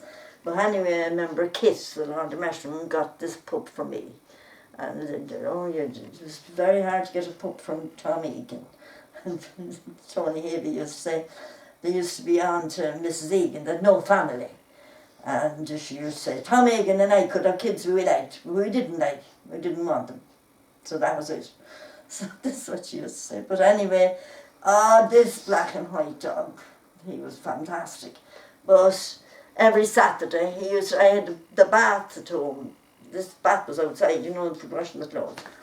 And put the water in, and he used to get into that bath and washed every week. God, he was black and white. And there was a wall in front of our house. And the dog used to lie on the wall. And he used to lie on the wall in the morning when Tom and Mrs. Egan would be going to Mass, and he was always admiring the dog. But anyway, when I got married, Mammy wouldn't let the dog go. I remember him following us down to the chapel one time. We had a car at that time. And I wanted Willie to let him into the car. And no, God, no, I said, sure, she'd go mad. And so we didn't. But anyway, he didn't live 6 months after. Oh dear. I'd say he died of, and he was only a young dog, I'd say he died of broken heart. Yeah. And when I'd come home, and there was a little terrier, I remember the terrier jumping up on the table. He was that excited when I come. He used to go mad. But Mammy wouldn't give him the terrier, but he didn't live long with them. Okay. A few months. I couldn't believe it. He was such a dog. And he used to sit up in the carrier in the bike, and we'd go for the cows, and he'd bring me the cows round down the field and bring them in for me. Oh, he was such a pet. I adored. He was a very intelligent dog. He was lovely, but that's what happened to him. It was 51 then when you got married, wasn't 51, it? yeah. And September 51. And did you come here directly at that time? Oh, yeah. Yeah. Yeah. Well, we went to Dublin for a few days, and I thought I'd never get back here. Really? Honest to God. We had the parlour, I suppose, at that time. We had that done out, and we had the kitchen and the bedroom. That, we had curtains, and we had, I think there was, no, that thing wasn't there. There was a cabinet there. Do you remember the cabinets? Yeah, yeah. But there was no back kitchen at that time. We built the back kitchen, sure, years after. But it was just this, and there's 3 bedrooms and the parlour. And then the bathroom, that time it was a scullery. Huh. It was very handy. You used to keep all the bits and pieces down there. There was shelves and stuff in it. So in years after then, we turned it. It was built for a bathroom, but it was never done out at that time. But indeed. Did Willie set up the forge here as well? No, he No. kept it on in Killeen. Right. For a long time, and then he used to have one down in Anchimore. He had a forge there. He used to do a couple of days in Anchimore, as well as in Killeen. To shoe horses and things like that, is it? Shoe horses and maiden gates and railings and Right. all sorts of yokes. The only thing was, and the same thing when Daddy was alive, very hard to get your money. Is that right? Very hard to get. The poor would pay you. And that's a fact. Yeah. Very hard to get your money. I just remember when Daddy died, there was a lot of money all written in the book. Because it was some money. I know. No, I remember there's a woman down there, she was a Mrs. Brady, learned to mercy in the mall. I remember she coming up to our house not long after Daddy dying, and she wanted to know, would Paddy's books stand up in the court? I think we were going to bring her to court, and Mammy said, well, let it stand up, she says, in front of the King of England. That Mammy said. But Mammy wasn't going to do anything about it, was no point. But that's what she said. Oh, she said, of course, she said Joe always gave Paddy checks. And sure, Joe never wrote a check out in his life. But that's what you were up against. I know. And that's the same when Willie was alive too. And I'd heard William talking how Williams does all doing the sign work and all that. You're saying it's a good few pound out. It's not that easy to get unless that's what I said when you were starting. I was just saying to myself, I hope that whoever you're dealing with, that they'll pay you, because it's very hard to get your money from the public. Sure. Very hard. And But anyway. then farming was your life when you came here, was it? Or? Farming at home, sure. Farmed all and at lived home as well, of I course. love farming and feeding animals and all this sort of thing. Sure. Yeah, and then we were farming, but really we kept on the old. I used to milk the cows, and we used to have a few cows here. And I remember do you remember Malone's that lived up at the Bullring? There was a Nanny Malone. I remember the name, but I actually Yeah, just they can't lived in a remember. little house there at the Bullring. I often heard Granny Gray saying there was, I think, 13 Malones Right. lived in that, big men, and they all lived in, I think, 22 rooms and the whole thing. But she used to come down here for the buttermilk. She loved buttermilk. Right. And she'd come down here every week with a little can, and I'd give her a lump of butter as well. And she used to be delighted with herself. She'd go off the buttermilk. And that house was right at the Bullring there, was it? It was, yeah. Mm. Right. The far side of Hughes is there at the Bullrings, Right. at the house, Malone's. Right. But I suppose they're all gone. But Nanny, I think she was an only girl. They were all boys. There was one of them who used to come down. I remember he coming down here the time of the mill. I forget now what his name was. It was a brother. I think he lived down somewhere in the Duckwalkers. No, I think it was on down the bog somewhere. Malone. So, but that I remember them being there. But I remember Granny Gray saying all the Malones that was there at that time. But there was a lot of houses on this road when I came that are not there, and now there's a lot of new houses gone up. Of course. Paddy Comey told me that he lived somewhere down our gate or on down there somewhere. I don't know. I remember he telling me that one time. Close by here. Yeah. I see, yeah. So he said. And who did we buy this house? We bought it from Joe Clark. He bought it from Paddy Mulligan. Paddy Mulligan that owned this. And Joe Clark, he built the guards barracks in Summerhill. Okay. And did Joe Clark live here? Yeah. He But- lived here for about 3 years. In this particular house? Yeah, he built this house. Oh, I see, okay. Huh? Right, okay. Yeah, he And- built this house. And there was 2 or 3 of his children were born here, a couple Right. of them anyway. Right. And then he went back down to, he was outside the Charles Pass, on down that country somewhere. Right. And he built the barracks. And then he sold this for 1,400 Right. and 6 acres of land to it. That was it. Right. And Who else did you say? You mentioned another name as well as Joe Clark? Paddy Mulligan, he that owned it first. He was the regional owner. Right. He built. Joe Clark built it for him, and. No, he lived here in he lived just in front of this house. Oh, I see. In There the was a original little house. old thatched house. I see. Okay. And that was Mulligan's. Mulligan's. And then he sold it to Joe. Right. Right. And then Joe Built this house. This house, Right. yeah. Right. Paddy Mulligan, I often heard it was a great kaolin place. Sean used to, and Tommy Scallon, and they used to go into him at night. And the yarns they used to tell was what they used to do with poor Mulligan. It was desperate. I know, I remember the time he had a cat, and the boys hated the cat. He was always coughing, and they didn't like the cat. So they brought in a dose for the cat this night. Anyway, they gave it to the cat. So they're sure the cat would be gone the next night when they came in. Poor Paddy was nursing the cat. Whatever the cat ate, and he got it all up, but he was still very shaky. So the boys got it. They didn't get to do away with the cat. Oh God, they used to do such things with him. He used to, the higgler used to call, and Paddy had a few hens, and he used to, like, there was only a little path down to the road at that time, and he used to run down, but this night anyway, it was in the dark, and Tommy and John, Lord of mercy, and I might kill them, they had 2, do you remember the what do you call it, lamps, where you, the bicycles, dynamos. Yeah. They shone 2 dynamos below at the gate, poor Paddy thought it was the Hitler with the lights. And went tearing round. They were after putting a string across. The poor old devil fell going down the boring down to the... I said to John, I'd bloody well kill you. How could you do that to a poor old man? I thought it was great fun. Oh, did you ever know better?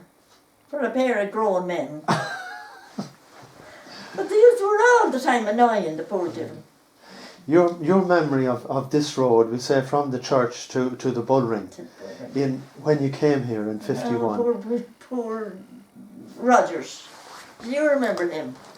I don't think so, no. Where did he live?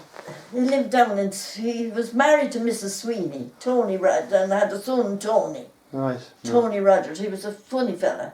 And he'd be all... Rup, rup, rup. He was revving up lorries and everything in his own mind. He'd hear him here. Oh, God almighty, he was there. So then poor old... The wife died, Mrs. Sweeney died.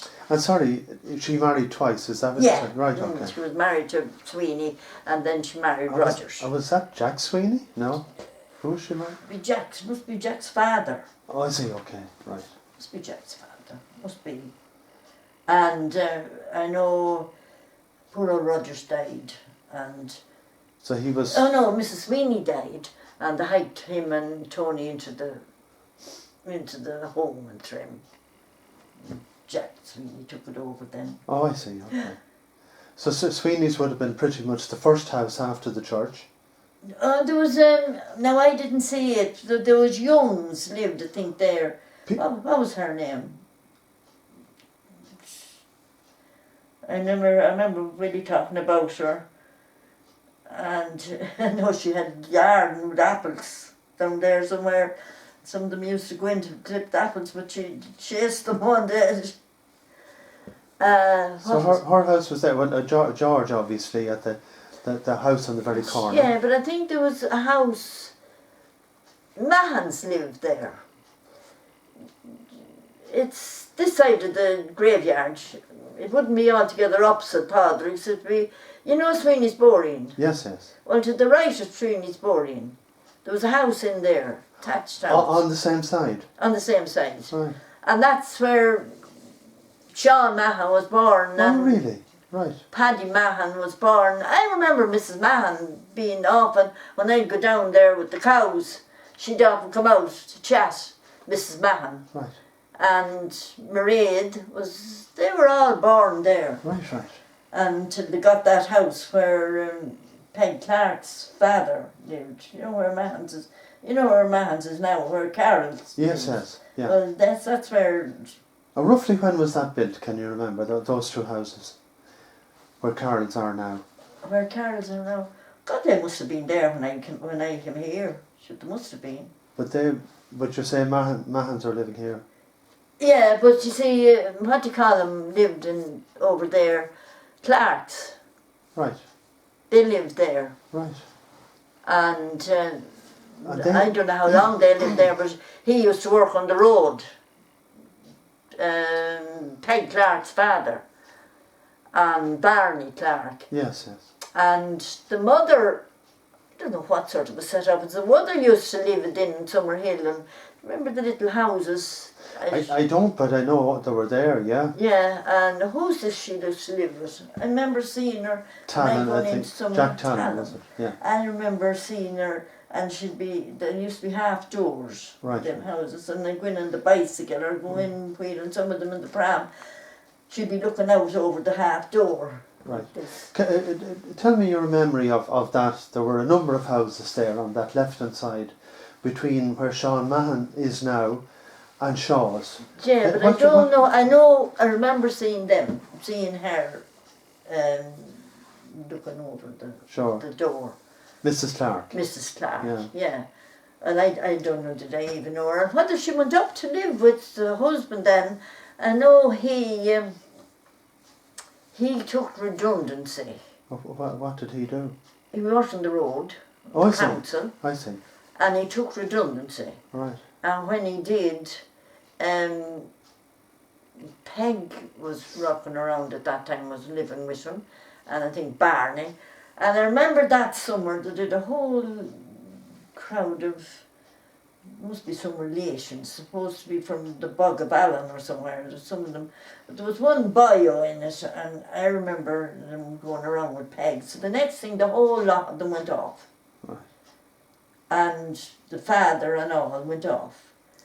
And I remember that would have been, I know they came back in November, and Peg come back with a baby. Right. And that would be Nicoline Clark. Remember Nicoline? Right. And I don't know, Mrs. Bridget Flynn used to always call him Nicoline. And that was in November, and it was a very, very cold November. Now, they didn't come back to that, they went off down to live down in the bog. And it was the time that Granny Gray was dying. She died at Christmas. And Roughly what year was that? that's what I'm trying to think. So you'd have your family at that stage, wouldn't you? So Oh, yeah. it'd be 96, 60 or so, would it? What age would it have been? God, I can't remember now, but I remember she was all worrying about the Clarks. Mm-hmm. And about the poor little baby and the cold. It was terribly cold. And I know that Ollie, what do you call him? Ollie Fagan. I know he gave them milk. I think they went into a house down the Bullring, down the back there. There used to be Fagans. I think he gave them that house, and they lived there for some time, and he used to give them the milk to feed the child. Right. At that time. I can't remember when that is. But you're saying that Clark's lived just here initially, is that what you're saying? Just past the church? Sorry, or... No, that's where Mahans came. I beg your pardon, Yeah, Mahans. Mahans. Okay, so Mahans it's lived right. in there Okay. for quite a number of years. It was, they were there, and then when after Clark's leaving, then they must have got that house. I see, okay. Yeah. And as you move down towards here then, what other houses were on the road? What other houses? There wasn't. Well, what do you call him? Pal Daly put up his house where Richard lives now, and put his house here, and Scallon's house was, the old house of Scallon's was just down there. Yeah. Mrs. Nan Scallon. But at that time, we'd say when you came here in 51, Yeah, she was down there. it would Mahans and Scallons. Yeah, Mahans and Scallon's. Well, it was Rogers's lived up the Boring. Rogers. Yeah, he was married to Mrs. Sweeney. I see, yes. And he was there, and there was Halligan's. Where were the Halligans? That's where Toots is now. Oh, right. I don't know, did they adopt Tommy Toot, or how did he come to be there? I don't know, that was Halligan's. And of course Burns. Burns was... And who were in Burns' house at that time? And Who were living in Burns' house? there was... May was there, and Joe, Lord, he used to come in here, and Claire, to God Almighty, he'd eat a whole wheaten cake. But when Padraig and them were small, he'd say to them, 2 and 2. And that's what they'd say, 4. No, 2 and 2 is 11. 2 and 2, 11. What the 2 ones? He was a character, wasn't he? Oh, Lord, he was funny. This is when he was all that. And then there was, before Shannon's came there, that house of Shannon, that was Burns. That was another Burns. Right. And were they related? Huh? Were the 2 Burns? No. No. The wife was an English woman. She used to have 2 dogs. And he had a garage business down in Mullingar. I don't know what his first name is. And the time he was selling it to Lord John Gray was an awful fool. John Gray and Jack Ward had half of that house, half built, half bought. One of them was buying, John was buying the house end and the land that side, and I don't know how he did deposit and all, and then he was afraid, and I can't remember what the price of it was, but it was really nothing. And he was afraid he wouldn't be able to, and threw it up. Yeah. And Shannon's bought it. Sure. And then Grays lived up the Boreen, as you They say. lived up the Boreen. And was there any other houses then between there and the Bullring? Oh, and Kit Martin and Where was Kit Martin? Ned Thornton. Thorntons and Martin. Neddy Thornton. They lived in two little houses. On the same side that Grays are on, is it? Or? Yeah. And I don't know, is Kit Martin on the left hand side where all them little trees are? Right. Right. I don't remember him much, but I remember Thornton well. He used to come in here now and again. And then, of course, there was Hughes's, the old house before Jimmy built that big house. Yeah. It was Hughes's, but see, Hughes's father died very young, Right. and Mrs. Hughes, Granny Gray was telling me, I don't remember them. Mrs. Hughes, when after the husband took something very suddenly, he was only got a young fella and had 3 little children, and it just got her head, and she was sent into mental Mullingar, or in Dublin, and Gregory took over. He was married to a sister of hers. Gregory took over, and they never. I often heard Granny and Nan Scallon used to call to see her, and she used to say, "Oh, the lovely trees, the Bullring." And she said she used to say if they got any chance at all, if she had any chance, she could have been home. Yeah. But she didn't. They didn't. They were only children, of course, and they never got up to see her. Oh my God. Yeah. So Gregory took over the whole lot then, and that was that. Moving on then to you know, as your family were reared and moving away and getting married themselves and all of that.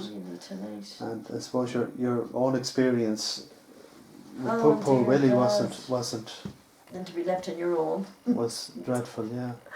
Oh That was a dear. terrible tragedy. Shock. It's just, Yeah. it all happened so suddenly. You So know- quick. Yeah. It's frightening. Just shows you, as you said, how quick you can just... Do you want to tell us about that incident? We went up that morning to do the herding. We had land taken up on the Cock Road there. I don't know, it's on up McGardles up there. And he came home and we were going to trim, and we wanted to get something. Olive's eldest little one, Lorraine, was getting her first communion, and I wanted to get some sort of a special medal. And I remember going into the jewellers, and we got the medal and the chain, and I got a card, and I came back and he said, "Are you ready to come home?" I said, "Yeah." And I thought he seemed to want to go home. And I just got into the car and we rummed along, and then when we came up along there by Matty Kerrigan's road, and the next thing he just stopped the car. He said, "I just don't feel well." And he got out of the car and he walked over to it was used to be, who used to live there? I'm not sure. Just at the entrance to Freffens Road there. Seamus. Is it Pearls or? No, it'd be, where? No, just this side. There's a gateway at the moment there. It used to be Seamus, what do you call it? Is it Brennan's? Brennan's, yeah. Brennan's entrance. Right. And he just walked over to the gate there and he stood there, and then he turned again. And then that Fagan fella from in beside Rathmadine came up, and I stopped him. And we had a brand new car, it was only 2 weeks old. And it kind of stopped on the side of the road. And I said, so he got out and he said, "I'll bring him up to the doctors." And Willie said something, "I'll be back, don't move the car, or stay with the car." And just at that, Mrs. Ball, John, come up, And do you know that woman, she's a nurse, she lives further up, she was up on the Dunbayne Road there. She was a nurse at that time. Where did she live? Nearly up to the dryer there. Mrs. Crowe, was it? Right. So they stopped, and I think Mrs. Wolf drove the car for me. And I remember Father Whittaker, Father, what's he called, the priest that died? He was a great, holy football man. He was here, he was a curate here for a good while. Father, he was a nice man. Doesn't matter. No, he was a curate. He died very young, died since. It's not Father Riskin, you mean? No. He died, this man died very young. What was his name at all? Father, God, I can't think of him. But anyway, he came on up. And sure, William said, that was it. And what, sorry, came back to the house here, is it? And No, they wouldn't. They thought then that you'd have to go for a post-mortem. And but sorry, but he after he stopped at Brennan's Gate, Fagan man brought him up to the doctor. Right. That's what happened. And then I got behind then with Mrs. Wolf, and we stopped. I can't think of the name. The priest happened to be standing at the gate, and I stopped and I said to him that, I don't know, I said, "It's not well, will you come up to see him?" And he came up, and then Dr. McEntee said that she thought that, so as it happened, they got to sort it out that he didn't have to go anywhere, and so he went to the church that evening. And he actually died in the dispensary, did he? My God. I did. He was. I don't know whether he was. It's funny. I'd be afraid to even talk to the Fagan man, but he wasn't dead. He was when he went in anyway.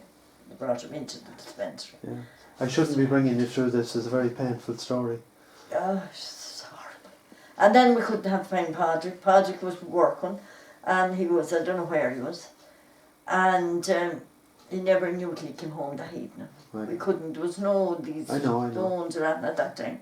And he was out, I don't know where he was, out somewhere and some of the work. And I don't know who it was that saw him going through Trim that evening, and they knew. Father didn't even know till he came home. He got an awful shock. Of course. True. And then Paula was her leaving year, and she was in an awful trip. She was a real daddy scary.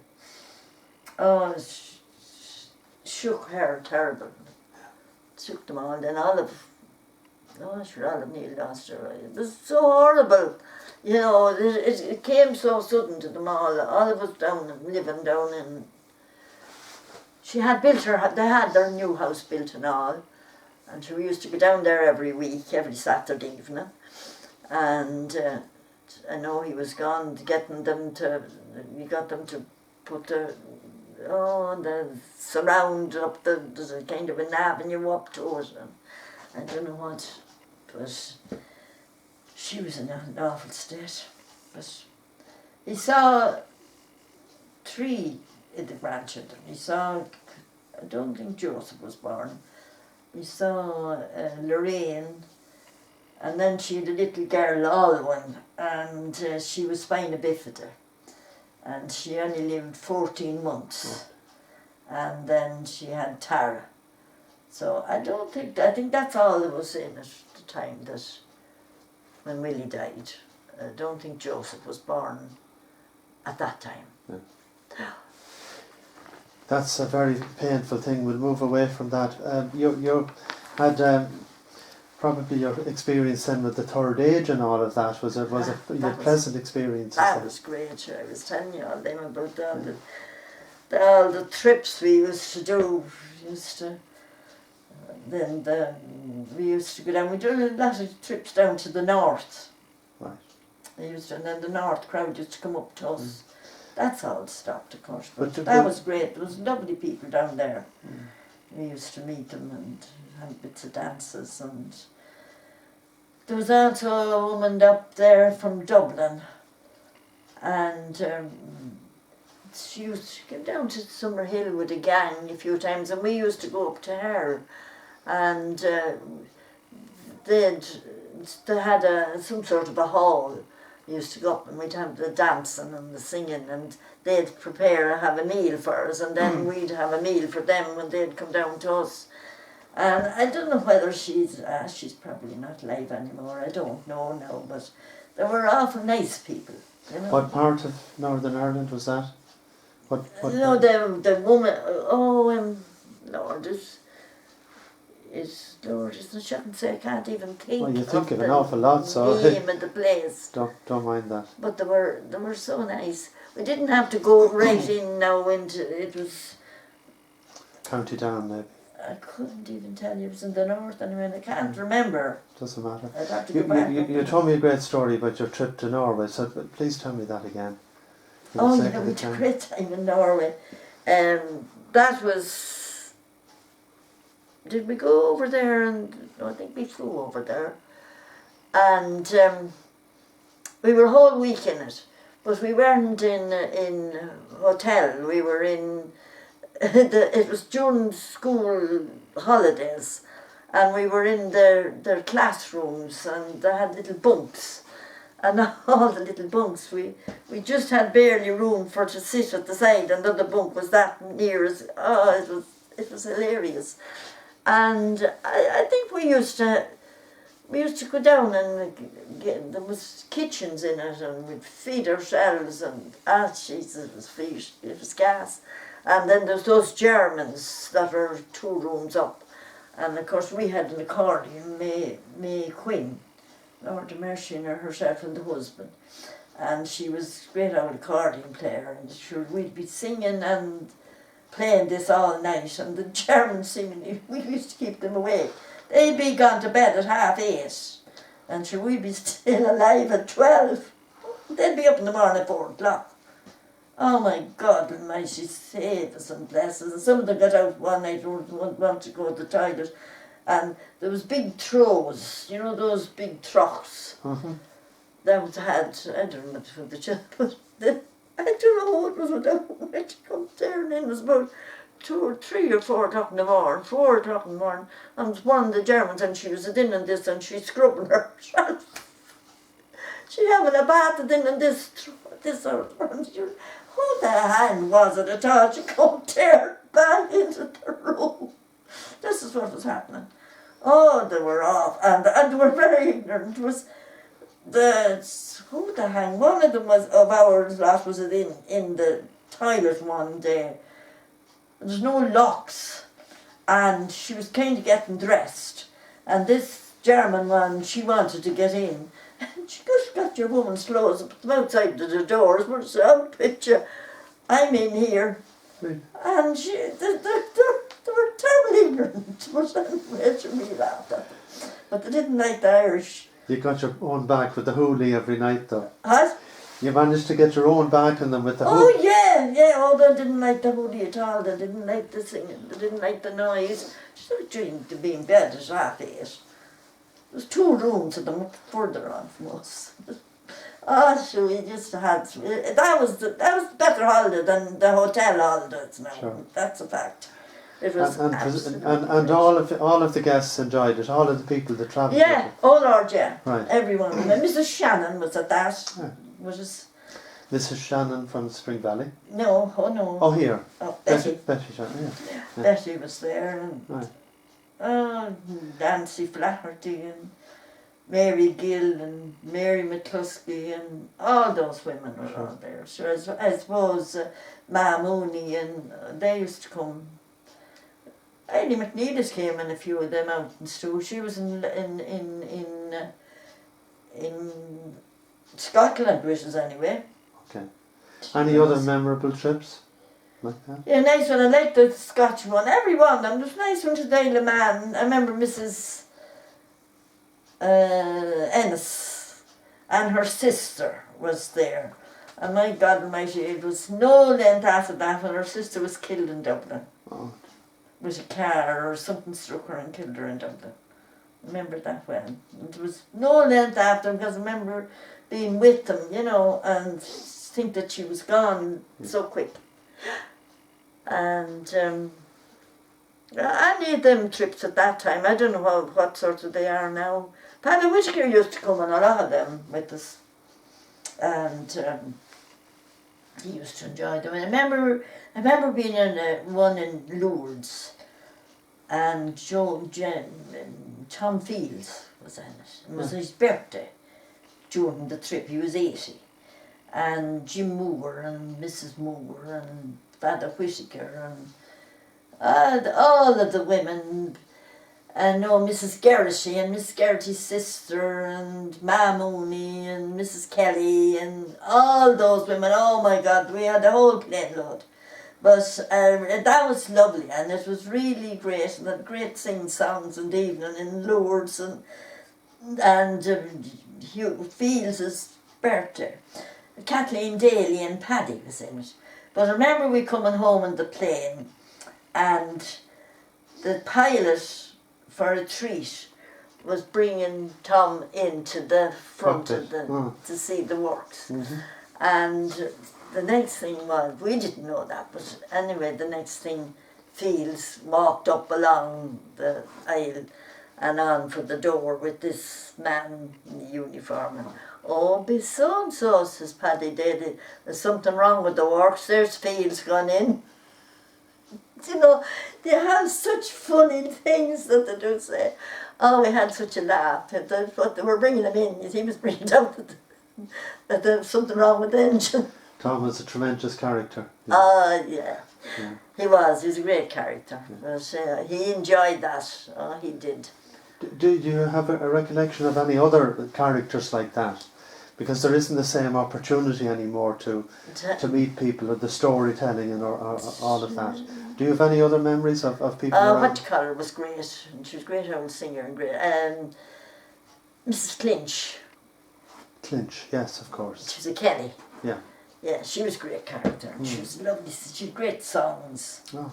Oh, she used to have great songs. I don't know where they used to come from, but she was a great character. That Mrs. Quinn was a great character.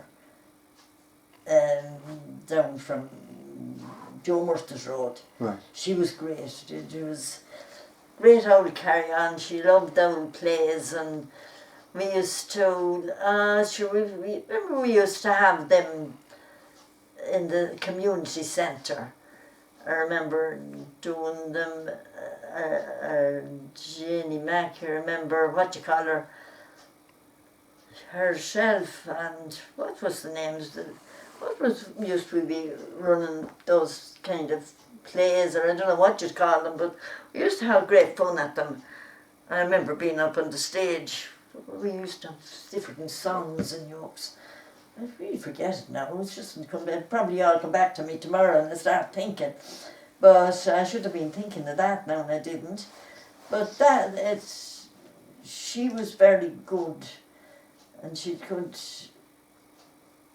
She should do a play on her own, you know, that sort of a woman. Yeah. I remember doing, Lord, what the hang was it we were doing? I remember there was bits and pieces. I remember being in some of it, and I can't even get it together. I can't even think of it now. The guests were just doing party pieces, were they? Party pieces, yeah. And it was absolutely great old fun, great fun getting it ready, and I don't know whether they do anything like that nowadays. I'm not sure. I doubt it. What do you think of this play we have? The plays? Yeah. Well, I think it's a wonderful dimension to the community to have. The one that were you at the new? I was. I wasn't. I thought it was fabulous. That young lad from the hill, young Ardif, isn't he very good? Brilliant. How did he think of it all? Brilliant. Oh, they were brilliant. The whole lot of them. I thought the young. What you call her?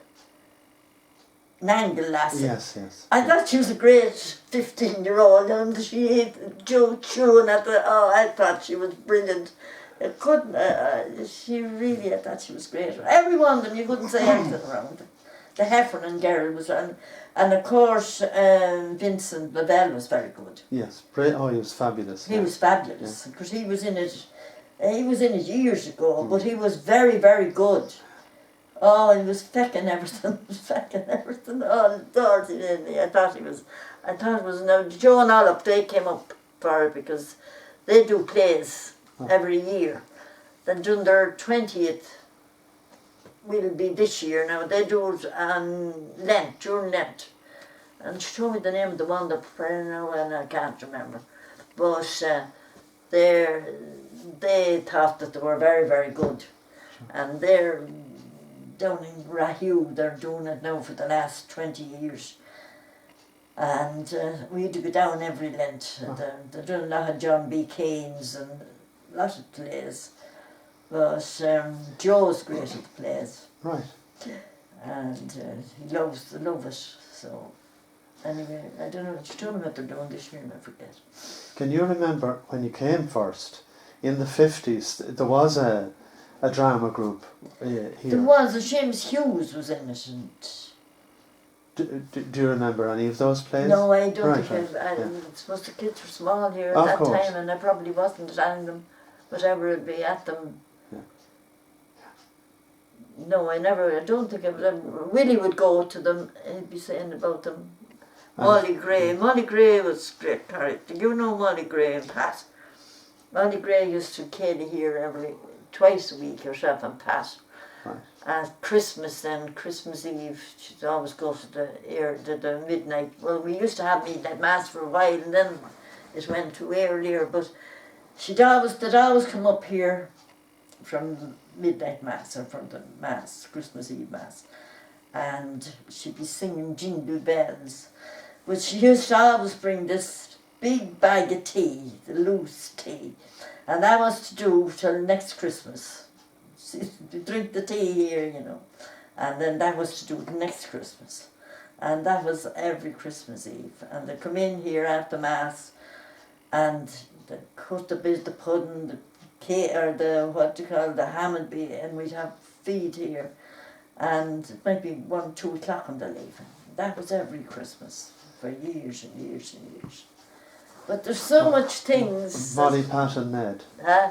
Molly, Pat and Ned. It was Molly and Pat. Right. Molly didn't agree with Ned. Really? Yeah. Right. Pat and Molly were like that. Oh. She was very upset when Pat died. That was very hard on Molly, because Ned was a sort of a tyrant. He was different than Pat. Really? She was very fond of Pat. She'd go off in the car with Pat everywhere. But I used to come down here twice every week, Sunday night and another night, land in. And the children here would be all gone to bed, and she'd say, "Oh, it's no children in Gray's house, you never hear them." They usually would be gone, they always used to go to bed early. And this is what she used to say. It was great. And always on Christmas night here, Pat used to come down, and Willie's father and John, and sometimes Tommy Scallon, and they used to give me cards. They'd play cards here on Christmas night. Do you remember of course you remember the carnivals and the repair of the... Did you see that dog? Yeah. Another side. Then came the carnivals, then they used to have the Pongo. throw the rings, Oh, or rings. buy a ticket, you get a number, Right. and that was I won them dogs at the carnival. Oh, right. They're there that long. Right. And I'm sure dances there and so forth. Before we were married, I remember being up at the carnival in Summerhill. I remember meeting Jimmy Flynn's wife, Oh. and she died shortly after that. Oh, right. I remember meeting her at the carnival. Right. And So that was before, maybe in late 40s? What? yeah, it could be, late 40s or, before we were married. I mean, it could be 1949, 50, around that time. Yeah. But she died sometime after that. I remember meeting her, but I didn't. But That was a great source of excitement, I'm sure, the carnival. Oh yeah, I remember we used to go down, I often went down, we'd go down in the evening when all those trick of the ropes would be going on. And I remember between Father Moore and Father Moore in it. The man we have now doesn't go to anything like that. I was just saying, the last Sunday, like with the thing in the fair in Summerhill in the centre, like long ago that was going on, a priest would call in and walk around and have a look about him and that. He mustn't be around, he must be away at the moment. There's no mass today anyway. You have a good memory of Father Moore, of course. Fantastic, yeah. I have he said mass here in this house after we were married, and I have the picture where he signed his name on it in the Sacred Heart. It got so old, it changed it there a few years ago, put that little one up, but I still have the original, the picture where he signed his name. And Father Moore, he used to come down here for. When he came down here one day, he wanted Willie to do something with a saucepan above in the parochial house. And I remember Willie coming back here and she said, God, he said, I never heard anything like that. Of course, she said, that woman up there. And she was effing the priest, he said, I never, he said, I never heard the like of it. She said, I make a cup of tea. Oh, Lord. And Father Moore was a nice. He was. You were telling us about his housekeeper. Do you want to? Oh, she was different, of course. Willie couldn't understand it at all. It was like Mammy at home round. Mammy used to say, "Oh, she'd be cursing." She'd say, "Oh, be damning this and damning that." And Daddy used to be saying, Daddy didn't like cursing. But one day, Father Gilston came in, and I don't know who they were talking about. Somebody. But his father Gilson was going out, he said, sure, he was only a bastard. And he going out the door. So Mammy never let him go after that. She'd always said, Daddy, well, look at the curses that Father Gilson said. You needn't be talking about me. But that was what she said. The Lord have mercy on them all. But Father Moore being in the Bonbon one day, and I was on the bicycle into Trim. She used to go into Trim nearly every week with on the bike. And he went over and there was a big, do you remember the jars of sweets they used to have in shops long ago? And there was a whole run. And he opened this jar of creams, remember the cream sweets? Yes. And he gave me a big, big fistful and put them into my bag. Father Moore did. Really? And sure he didn't pay for them, but he just... So I came home with a big lot of sweets. Thanks to God. You remember, of course, the church being, we're speaking about the carnival, and of course the carnivals were for the repair of the church. The church was built and all before I came here. Sure, it was built, but I mean, it had to be nearly demolished again, and the walls repaired and all. That. The stone was wrong. Yeah. Something wrong with the stone. But you would remember the scaffolding and all of that. And I remember the grand trees and everything that was in the front of the church. Oh, indeed, right. They were all knocked down and turned into... And that there was lawns and so forth there as well. And nice trees. Some trees... I don't know what. There's a picture of a monkey puzzle that's not far away. That's what I was going to say. It was something like that. From the front door there, yeah. Yeah, there was. I don't know whether it was great, but I suppose they wanted the car parks then. There was no cars them times. I think I don't know, but Daddy would say that there was an issue with maintenance. That the shrubs and the grass, that there was needed a rota of people to do it, and it fell away. You know. Yeah, now we have a fella. Two fellas there all the time. Who pays them? Well, they're part of a TUS scheme that they get the state part pays for and they do all his gardens and everything. Right. Okay. And you of course remember the Youngs down in the corner at the mud wall thatched cottage. Oh, poor! That never should have been taken out there. No, it's beautiful. I thought that was a real landmark. But You remember that family well, of course. yeah, poor George and Peter. Well, and then the brother that lived up, PJ's father. What was his name? Peter.